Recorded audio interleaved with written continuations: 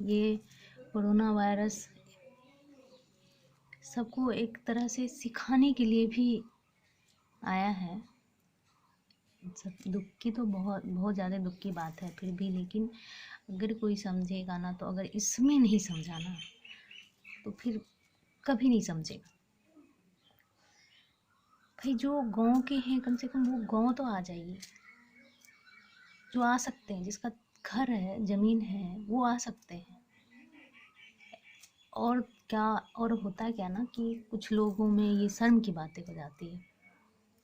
शहर में वो किल्लत भरी जीवन जी रहे हैं, गांव में तो पूरे, उसको बहुत ज़्यादा ज़मीन भी है, घर भी अच्छा है, लेकिन वो नहीं आ सकते क्यों, तो वो सबको दिखाने के लिए पढ़ाई करने गए थे वहाँ पे, मतलब ज़्यादा हाईलाइट में गए थे। अब वो आ जाएंगे गाँव तो सब उसका मजाक उड़ाएगा, पर ऐसा नहीं है यार। अब कोई जो भी चाहता है ना कि सभी खुश रहे, या अगर ठीक है कोई नहीं भी चाहता ना, तो हम सोचे ना कि हम कहाँ खुश रहेंगे, क्या उस जगह पे हम खुश हैं? अपने गांव को खाली करके शहर को भर रहे हैं। क्यों गांव में जीवन नहीं जी सकते? अभी अभी ऐसी हालत है ना कि बाहर हर चीज़ बंद है, फिर भी अब गांव चल रहा है। गांव में किसान खेती कर रहे हैं, उनका लॉकडाउन नहीं हुआ है। आप भी खुद सोचिए कि एक किसान भी बोर हो गए थे इस लाइफ को जीने में कि अरे हम किसान हैं। उसको लग रहा था कि हम बहुत बहुत ज़्यादा छोटा, बहुत अपने आप को नीच समझते थे, बहुत ज़्यादा मूर्ख समझते थे अपने आप को किसान भी, कि वो इस एरिया को छोड़ के टाउन की एरिया में चले जाते थे अपने हाईलाइट करने के लिए अपने आप को। पर ऐसा नहीं सोचना चाहिए। अरे गांव में भी तो कितनी सुविधा आ गई है, क्या नहीं है गांव में? हर सुविधा दिया गया गांव में। एक खेती करने के कारण भाग जाते हैं हम, खेती इतना बुरा समझते हैं हम खेती करना। अरे खेती नहीं होगी तो हम खाएंगे क्या? अभी अगर किसान को बंद कर देता ना सरकार, तो तब और भूखमरी होती। एक तो भूखमरी है, बाहर में है, टाउन एरिया में है, लेकिन और भूखमरी होती कि अनाज जो गांव से जाता वो कैसे जाता। अनाज पहले उपजती तभी तो अभी किसान सोच रहे होंगे, या जो सोच रहे होंगे ठीक है, जो नहीं सोच रहे हैं सोचिए कि अभी जो चल रहा है ना वो किसान ही चल रहा है। अभी जिसका कारोबार चल रहा है ना वो किसान, खेती सबसे जुड़ा हुआ जो भी मजदूर है उसका चल रहा है। कौन चल रहा है? वो रुका नहीं है। गाँव में बाहर से आना बंद हो गया है, लेकिन गांव में इस तरह से है कि गांव में सभी जी लेंगे। भाई गांव के जो मजदूर बाहर जाते कमाने के लिए, भाई गांव में कमाए ना। गांव में किसान के यहाँ काम नहीं करना चाहते, वो दूसरे देश जाएंगे, दूसरे शहर जाएंगे। और आज अभी ऐसी हालत हो गई है कि वो ऐसी जगह पे फंसे हुए, वो आ नहीं सकते, घर रो रहे हैं। ऐसा दिन आने क्यों दिया? ठीक है, जब ठीक है आ ही गया, अचानक से आ गया, तो अगर हम इसमें नहीं समझ पाए ना तो कभी नहीं समझ पाएंगे। हमारा कुछ नहीं हो सकता, हम खुद अपने लिए गड्ढे खोदते हैं। हमें क्या जरूरी है यार, हमारे देश में इतना कुछ है, दूसरे देश में जाने की क्या जरूरत है?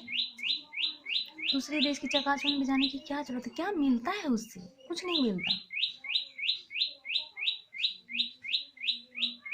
बहुत चिंता होता है हमें सबके बारे में सोचने पर कि लोग क्या हो गए हैं। कितना अच्छा जीवन है अपना, अपना पूरा गांव में जितना ज़मीन रहता है ना, जितना खुला वातावरण रहता है, जितना मतलब जितना अच्छा, पोल्यूशन भी बहुत अच्छा रहता है यहाँ, हवा लेने में बनता है, सांस लेने में बनता है। और शहर में क्या बनता है? सांस लेने में बनता है क्या? हम इस ओर से उस पार जाने में हमें बहुत टाइम लग जाता है, सांस लेने में दिक्कत होती है, धूल आती है। धूल तो चलो कोई बात नहीं, गाँव में भी आती है, वो प्रदूषण वाली धूल और गाँव की धूल में बहुत अंतर है। हम दुखी हैं, और एक तरह से मैं अपनी बात बता रही हूँ, मैं जहाँ हूँ, मैं गांव में हूँ, मैं बहुत ज़्यादा खुश हूँ। मैं कभी भी, पहले मैं भी थी, ये भी था, पहले मैं भी थी, लेकिन जब से हमारे लाइफ में ये गीता आई है, हमने जब गीता का अध्ययन किया, हमने ज़िंदगी को जाना, अपने आप को जाना, तो तभी जाना कि जीवन क्या है। हम कहाँ भागते रहते हैं, कहाँ भाग भाग के अपने जीवन को, अपने अपनी एज को ख़त्म कर देते हैं। और जब हम फ्री रहते हैं ना, तो हमें फिर मौका ही नहीं मिलता। ये प्रकृति हमें मौका ही नहीं देती कि कुछ हम जाने। तो जब मौका मिल जाए ना, तभी अपना टाइम निकाल लो। अभी बहुत सारे, सभी लॉकडाउन में भी सभी अपने घर में, हम उससे यूट्यूब पे भी तो बहुत गीता के बारे में दिया हुआ है। मैं तो बस आप लोग के ज़रिए मैं सीख रही हूँ, ठीक है। मैंने पढ़ी है, हमने गीता पढ़ी है, लेकिन इसको बोलने के लिए आना हम आप लोग के साथ ही सीख सकते हैं।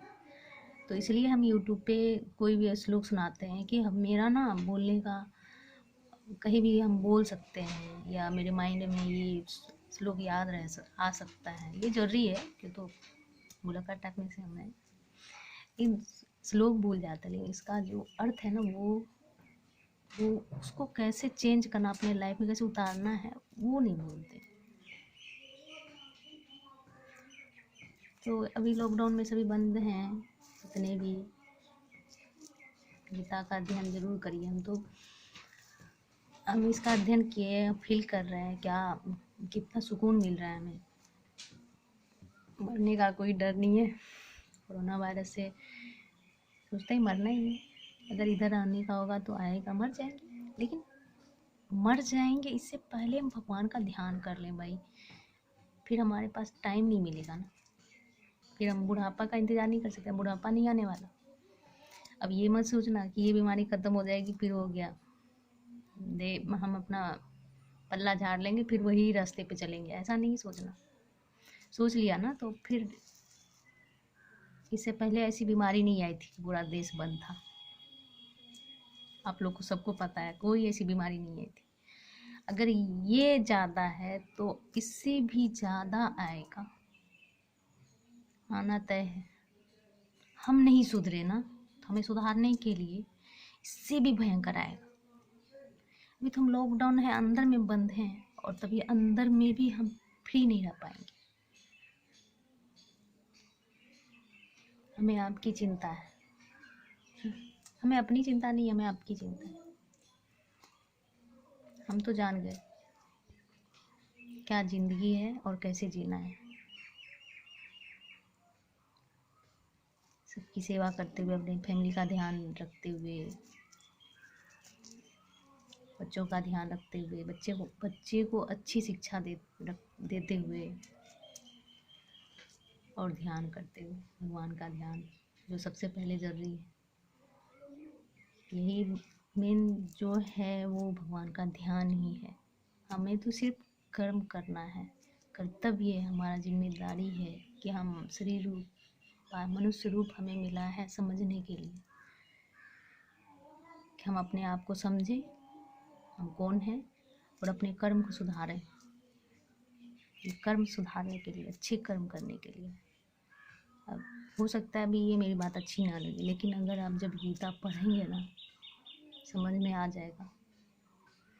लेकिन लॉकडाउन तक पढ़ लिए वो अलग बात है, दिमाग में उतारना बहुत ज़रूरी है। पढ़ तो बहुत कोई लेता है, लेकिन दिमाग में उतारना बहुत ज़रूरी है।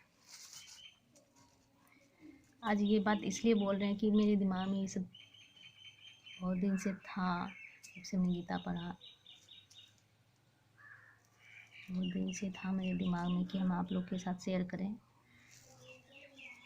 जिस और ये जीवन बढ़ते जा रहा है ना, सभी लोग जिस और जा रहे हैं ना चकाचौंध की दुनिया में, वो कितने कष्ट देते हैं, वो तो आपके सामने ये परिणाम है, कितने कष्ट देते हैं।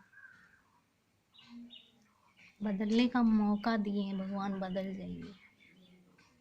नहीं यकीन आता ना, ये ख़त्म होने दीजिए, फिर आएगा टाइम, फिर समझ में आएगा ऐसा होता है। बहुत लोग नास्तिक हैं, नहीं समझते। अरे नास्तिक, वो किस चीज़ के नास्तिक हैं? पूजा करते, मूर्ति पूजा करते हैं, है ना, आरती दिखाना, फूल चढ़ाना, ये तो भगवद गीता में नहीं कहा गया है। फूल चढ़ाना, आरती दिखाना, आरती का भजन करना, ये तो आप फ्री टाइम में जैसे इंटरटेनमेंट करते हो ना, फिल्म देखते हो, फ्री टाइम है तभी करो।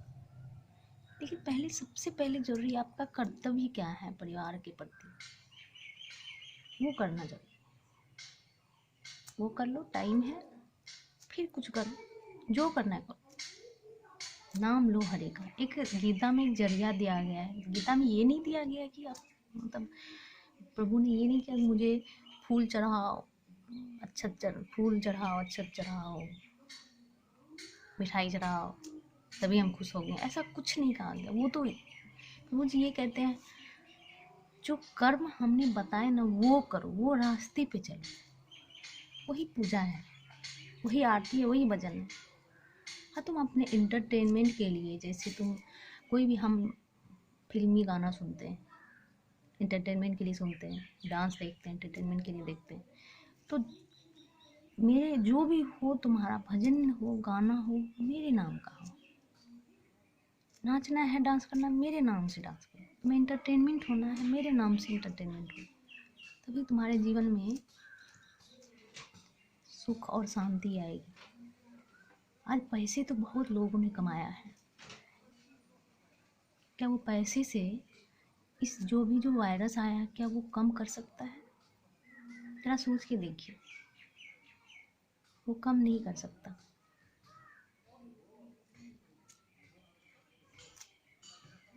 सोचिए, समझिए। भगवान ने ये नहीं कहा कि पूरा टाइम बर्बाद कर दो, मेरा मूर्ति बना लो, उसके पीछे पूरा टाइम बर्बाद कर दो, वो उन्होंने कहा ही नहीं ऐसा। उन्होंने कर्म को कहा है करने के लिए। कर्म क्या? गीता के अनुसार।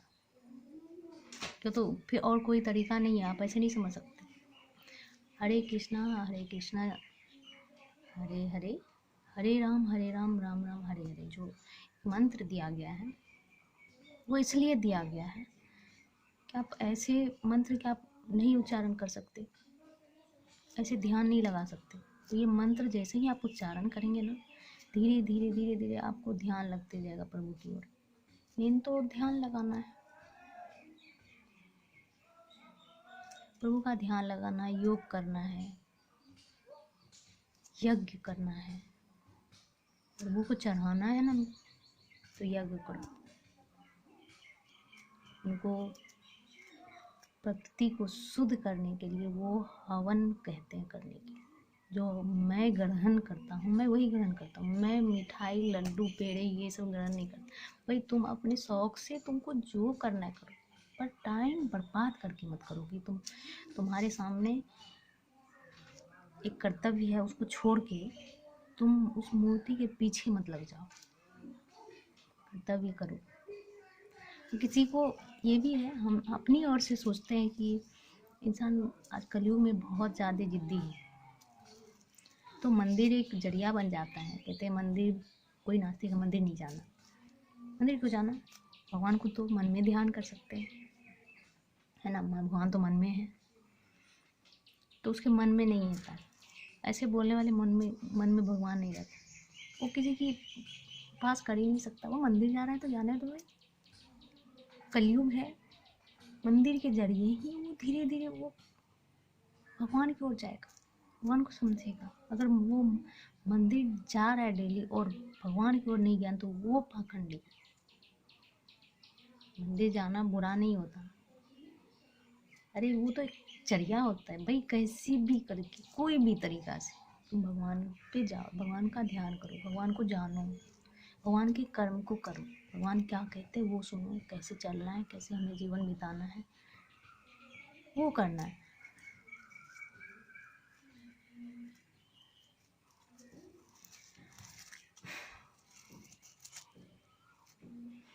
ये अपनी फीलिंग्स हमने आपसे शेयर किया है।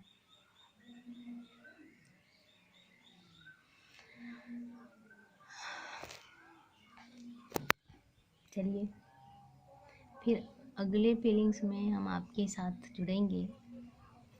और ये जो गीता में जो भी हम भूमिका पढ़ रहे हैं, मतलब सुना रहे हैं, पढ़ रहे हैं, कुछ सीख रहे हैं। नेक्स्ट टाइम फिर आएंगे और एक नई सोच के साथ। तब तक के लिए हरे कृष्णा।